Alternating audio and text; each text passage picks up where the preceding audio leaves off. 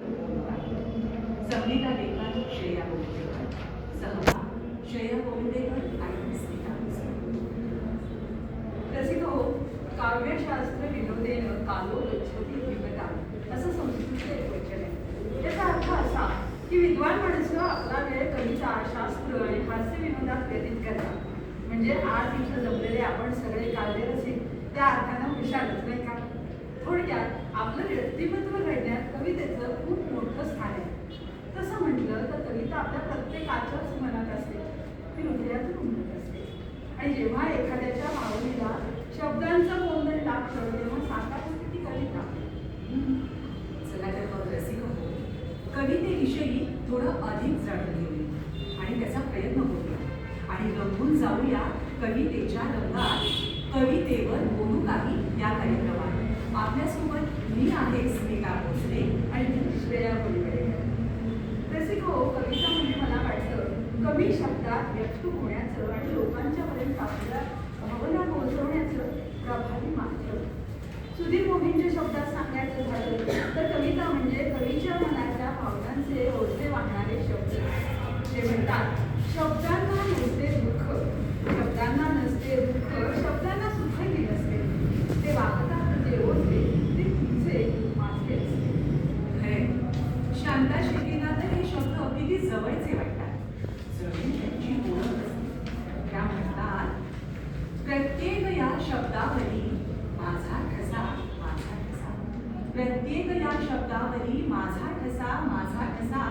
हे शब्द माझा चेहरा, हा शब्द माझा आरसा. मी जाणते इतकेच, मी जाणते इतकेच. यांच्या विना कंगाल पाषाण हे यांच्या मी लावते मजला कसा. शब्दांमध्ये जगणे मला, शब्दांमध्ये मरणे पुन्हा. शब्दांमध्ये जगणे मला, शब्दांमध्ये मरणे पुन्हा. हे अंतहीन समुद्रसे माझा परी दुबळा कसा, माझा परी दुबळा कसा. श्रेया, तू ही कविता लिहिलीस. काय वाटतं तुला कविता म्हणजे काय असावं? मला वाटतं कविता म्हणजे कधी सहज जमणारी, कधी उगाच काढणारी, सुचूनही कधी कधी कागदावर तिनं उतरणारी, कधी आतून फुलणारी तर कधी बाह्य सौंदर्य टिपणारी, अव्यक्त मनातलं कधी शब्दाची करणारी.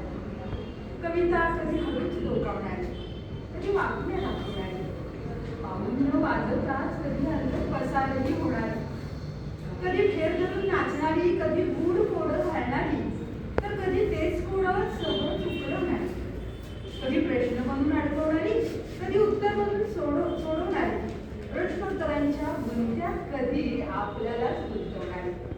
शेवटी कविता म्हणजे मनभर पसरणारी, शब्दातही न मावणारी, न बोलताच काही सारं काही सांगणारी.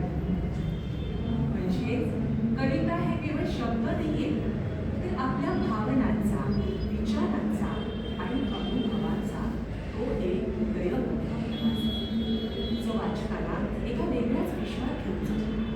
तिथं तो स्वतःला आणि जगाला नव्यानं अनुभवत असतो. खरी कविता कशी असते, त्यातला आशय कसा असावा याबद्दलची गुरु ठाकूरची एक कविता आहे. एखाद्या कवितेसाठी आवश्यक म्हणून जे काही असतं त्याचं मर्म आपल्या पुढे ठेवणारी.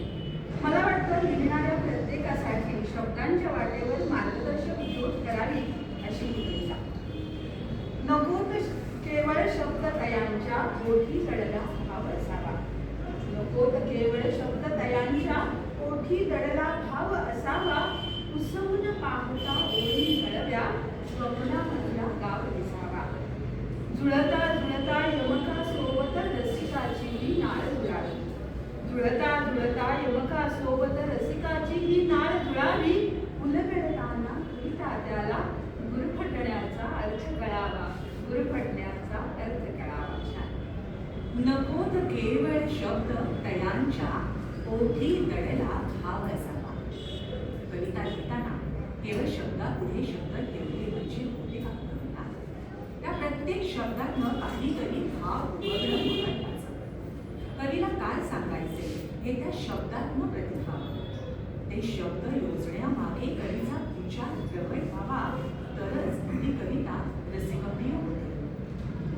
पाहता ओळी घडव्या स्वप्नातल्या असावा. आता या कवितेतल्या ओळी कशा असाव्यात तर त्या ओळींच्या अर्थावर अधिक विचार केला जावा. दोन ओळींच्या मधला अर्थ जाणून घ्यायला हवा. म्हणजेच कवीला इथं काय म्हणायचं हे समजून घेणं महत्वाचं. यासाठी उसवून हा किती छान शब्द योजला या कवितेत. म्हणजेच कवीने जी शब्दांची गोड वीण विणली आहे ना ती हलकेच उसवून त्यामागची कवीची भावना काय असावी हे जाणून घ्यावं. मग अशा या हळव्या ओळी उसवताना आपल्याही वैयक्तिक अनुभवांचं प्रतिबिंब त्यात दिसावं. म्हणजेच आपल्याही स्वप्नातला गाव दिसावा अशा त्या कवितेच्या ओळी असाव्यात. जुळता जुळता यमका सोबत रसिकाची ही नाळ जुळा. आता कविता लिहिताना यमक जुळणं ही फार महत्वाची प्रक्रिया आहे. पण फक्त यमक जुळलं तर ती कविता परिपूर्ण समजायची का? हे यमक तर जुळायला हवंच, पण त्याचबरोबर ही कविता जे कोणी वाचतील त्यालाही ती आपलीशी वाटली पाहिजे.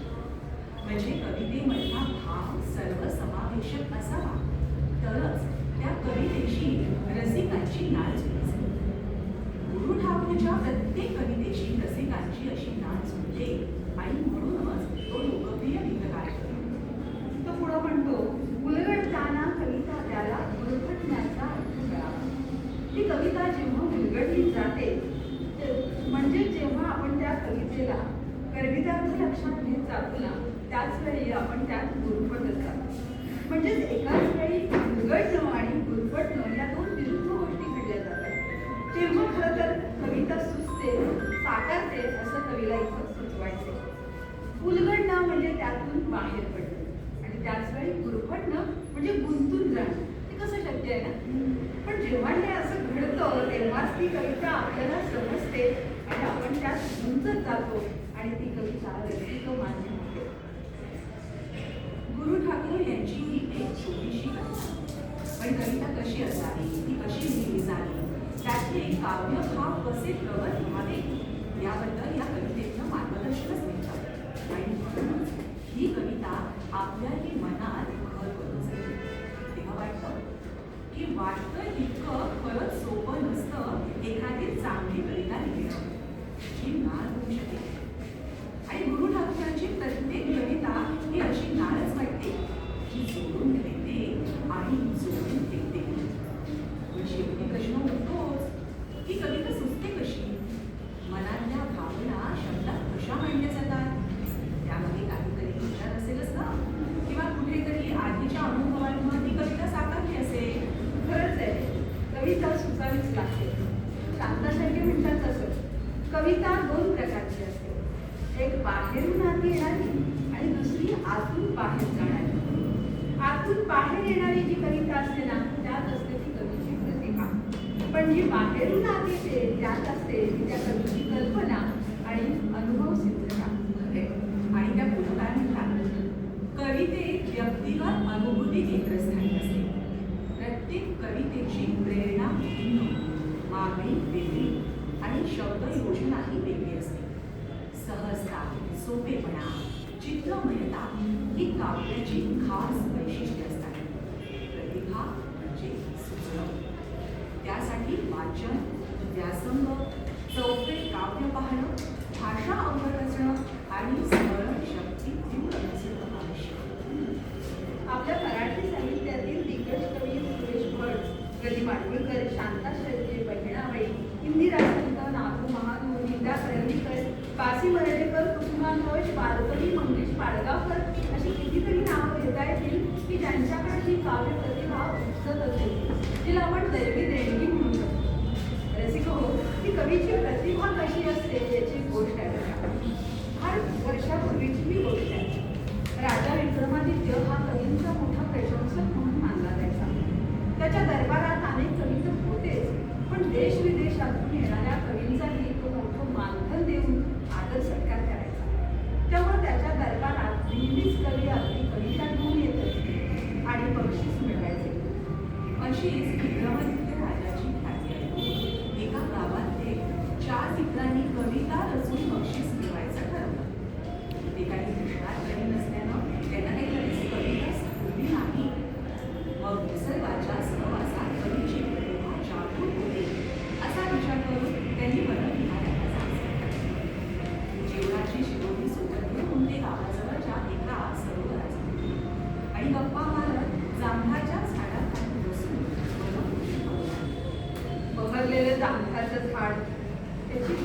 सावली आणि पिकलेली जांभळं झाडावरून खाली सरोवरात पडत असलेली पाहून त्यातल्या पहिल्या मित्राला एक ओळ सुचली.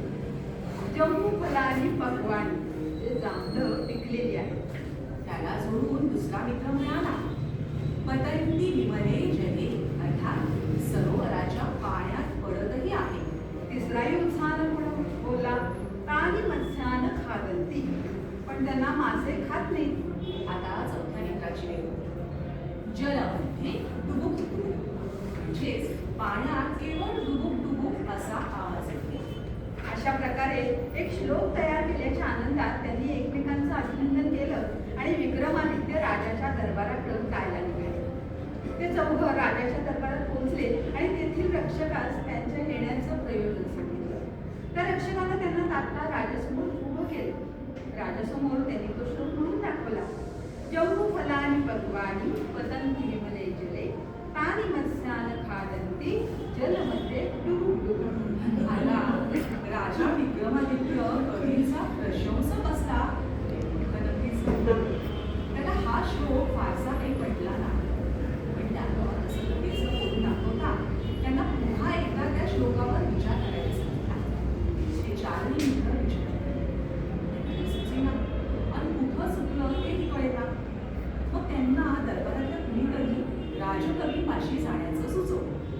त्यांचं म्हणणं ऐकून ते चौघे राजकवीपाशी गेले आणि त्यांनी क्रमाक्रमानं पुन्हा तो श्लोक म्हणायला सुरुवात केली. जम्बू फलानी पक्वानी पतंती विमले जले, तानी मत्स्यान खादंती. तिसऱ्या मित्रानं ही तिसरी ओळ म्हणताच राजकवींनी चौथी ओळ सुचवली. जाल गोलक शंकयाहा, म्हणजे मासे पकडण्याचा गळ असल्याच्या शंकेने. आता चारही मित्रांना ती ओळ आवडली. ते पुन्हा हा सुधारित श्लोक घेऊन राजासमोर उभे राहिले आणि त्यांनी तो श्लोक राजाला पुन्हा म्हणून दाखवला. जम्बू फलानी पक्वानी पतंती विमले जले, तानी मत्स्यान खादंती, जाल गोलक शंकयाहा. राजा तो श्लोक ऐकून भयंकर खुश झाला. त्यानं त्या चौघांचा यथोचित सन्मान केला आणि शेवटी त्यांना विचारलं, या चौथ्या ओळीतून कवीची खरी प्रतिभा दिसते. ही चौथी ओळ तुम्हाला कशी सुचली? सन्मान आणि सत्कारानं भारावून गेलेले ते चौघे जण त्यावेळी खरं बोलून गेले. ही ओळ आमची नसून आपल्याच राजकवींनी सुचवली आहे. राजा हे ऐकून आणखीच प्रसन्न झाला आणि त्यांना आपल्या राजकवींचाही सत्कार केला. आता इतकी प्रतिभाशाली ओळ सुचवणारा कवी कोण असं जर तुम्हाला प्रश्न पडला असेल तर ते होते अभिज्ञान शाकुंतलम मेघदूतम अशांसारखी महाकाव्य लिहिणारे महाकवी कालिदास. कवींच्या ठायी असणाऱ्या उत्स्फूर्ततेचा दाखला देणारा शांता शेळकेंसाठी असाच एक किस्सा आहे. एकदा काही कवी मंडळी गप्पा मारत बसलेली. विषय अर्थातच कवितांचा होता. त्यात एका कवीनं शेर ऐकवला. लोग बातों की बात करते हैं, लोग बातों की बात करते हैं, हमने थोड़ी सी जख्म खाई. अलौकिक प्रतिभेचं देणं लाभलेले शांताबाई शेळके तिथून उपस्थित होत्या. त्या पटकन म्हणाल्या, काटा हृदय कुणाला आकलन दताच कोळी, मज फुलही ऋतावे, हा दैव योग आहे, हा दैव योग आहे. शब्दांची एवढी चपकल गुंफण करत आपल्या भावना एवढ्या उत्कटतेनं व्यक्त करणं कवींना कसं जमतं, हा प्रश्न आपल्याला नेहमीच पडतो.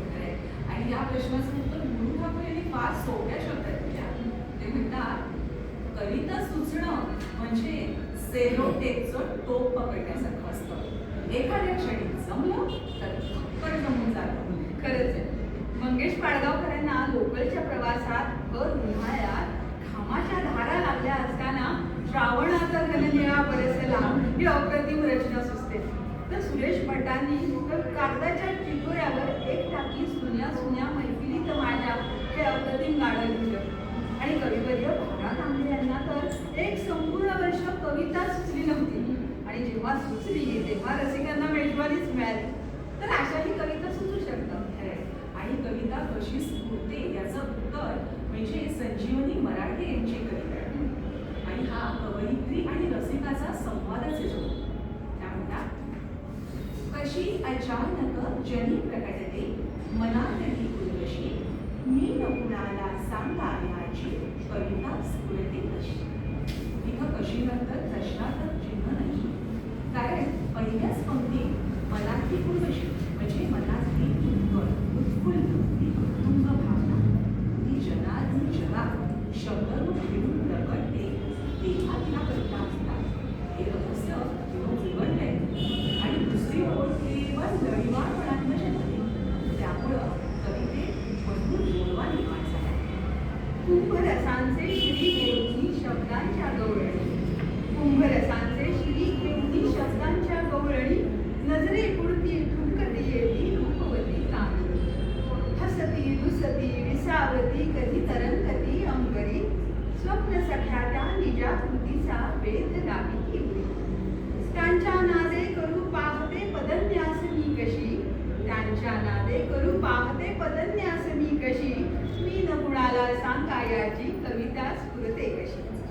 किती अप्रतिम नी चपकल माहिती यातल्या. नऊ रसांचे कुंभ घेऊन शब्दरूपी गवळणी ठुमकत ठुमकत येतात. त्या कधी हसतात, रुसतात, तरंगतात, विसावतात. कवयित्रीच्या मानसंबरात विहरणाऱ्या यांच्या सख्यातला वेध लावतात. त्यांना पाहत ती जो पदन्यास करते तीच तर कविता होय. हे सांगत पुन्हा मला कविता कशी स्फूर्ती हे सांगणार नाही याची धून ती लावते. आणि शेवटी ती म्हणते हे स्वर सुंदर जीवन तुम्ही कसे, हे स्वर सुंदर जीवन तुम्ही कसे उमटले, नील गुणाला लावायाची शिला लेखा, समयी मधली ज्योत अभनिश भाव भरे, समयी मधली ज्योत अभनिश भाव भरे देवते, तिच्या प्रकाशी पुरा कशी नाचते घेतले जाते कशी, मी कोणाला सांगायाची कविता स्फुरते कशी. संपूर्ण काव्यबळ मी कविता कशी जन्मते हे सांगणार नसल्याची ही ओढत सुरम्य कल्पनात्मक ती कवितेची जन्मकथा सांगते.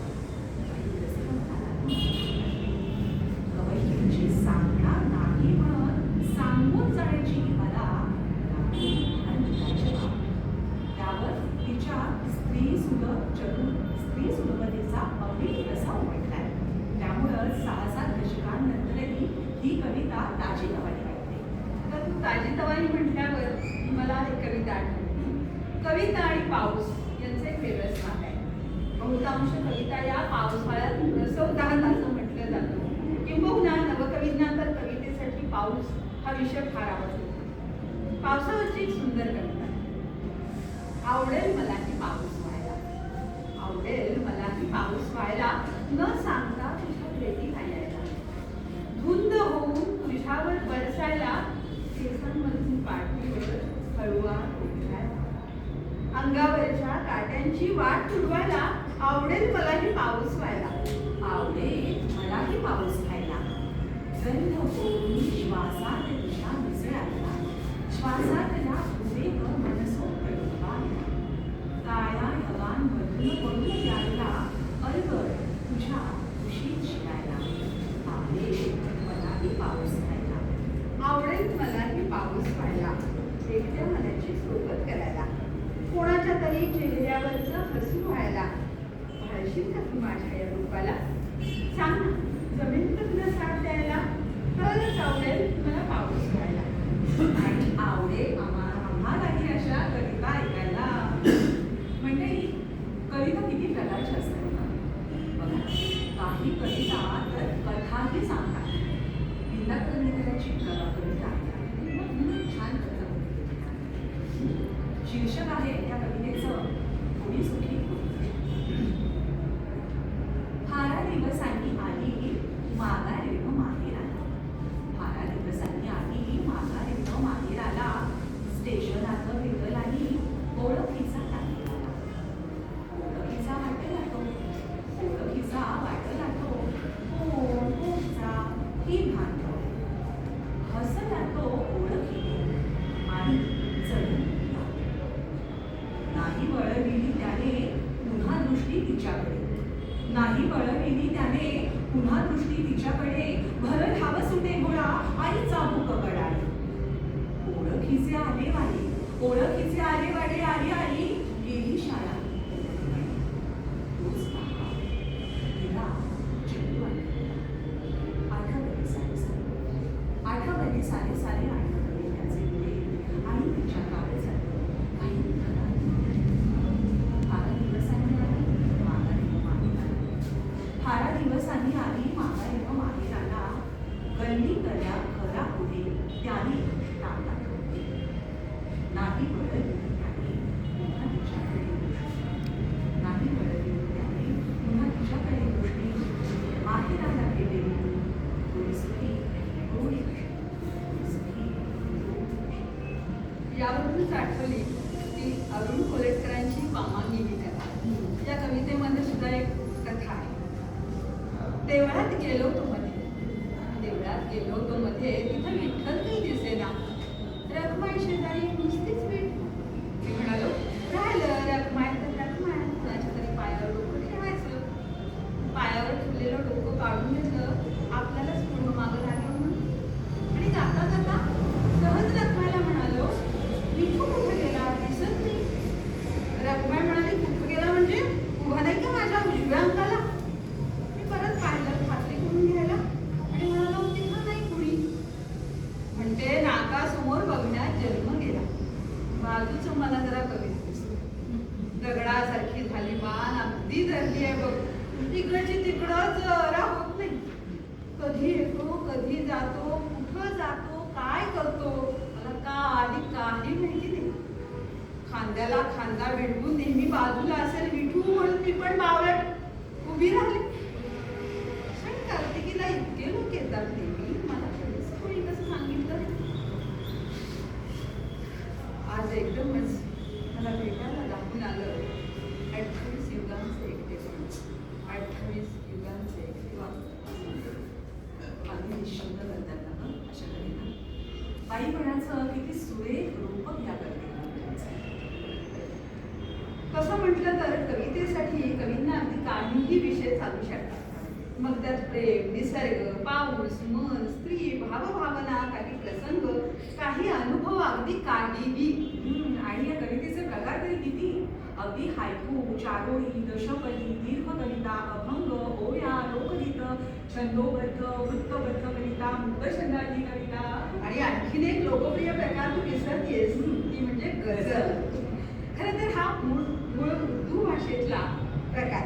पण मराठीतही या गझलेचं सौंदर्य आपल्याकडच्या अनेक कवींनी उलगडून दाखवले. आता जे सगळ्याचे आवडते कवी वैभव जोशी यांची ही गझल फार आवडते. जसा व्याकुळ होतो ओंडका वाहून जाताना. जसा व्याकुळ होतो ओंडका वाहून जाताना तसे काहीतरी होते तुला सोडून जाताना. पुढे माझी अशी काही खरी ओळख उडत नाही.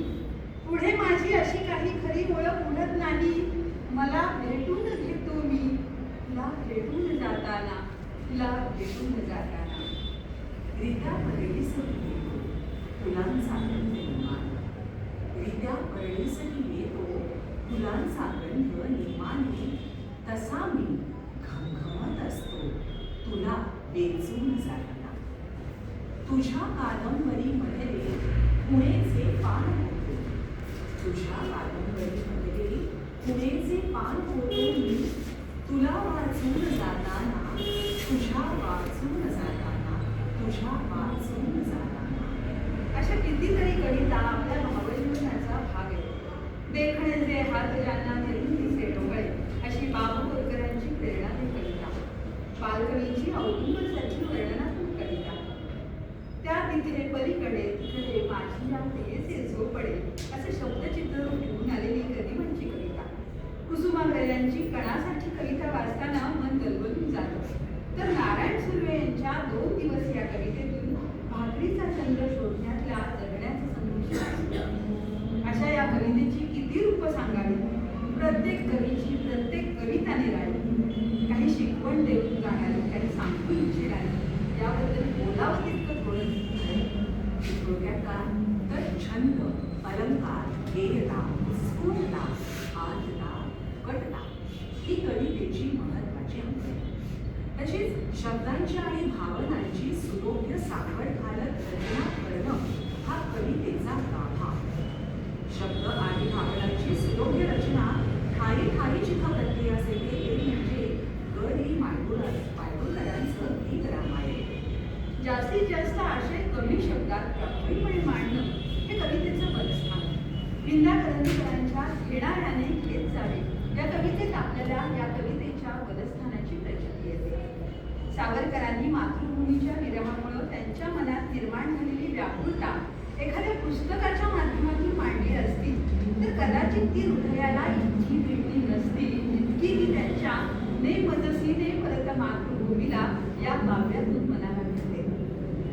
शेवटी हे गोष्ट मान्य करेल, आपण सगळेच कायम कवितेच्या गावात जगत असतो. माणसाला कविता पावलोपावली घेत असते, रोसत असते. आनंदात असलो की आपण गाणं गुणगुणतो. दुःखात आपल्याला आर्त गाणी आठवतात आणि प्रेमात पडलेल्या माणसाचं तर अवघं विश्वच काव्यमय होऊन गेलेलं असतं. थोडक्यात कवितेचं एक अख्खं गाव आपल्या आत पोचलेलं असतं, दडलेलं असतं. गरज असते की ते गाव शोधण्याची, त्या गावात रमण्याची. एकदा का या कवितेच्या गावात आपण रमलो की मग आपसुकच हृदयातनं गाणं सुरू. म्हणूनच म्हटलं जातं कवितेच्या गावा जावे हृदयाचे गाणे गावे. कवितेच्या गावा जावे हृदयाचे गाणे गावे.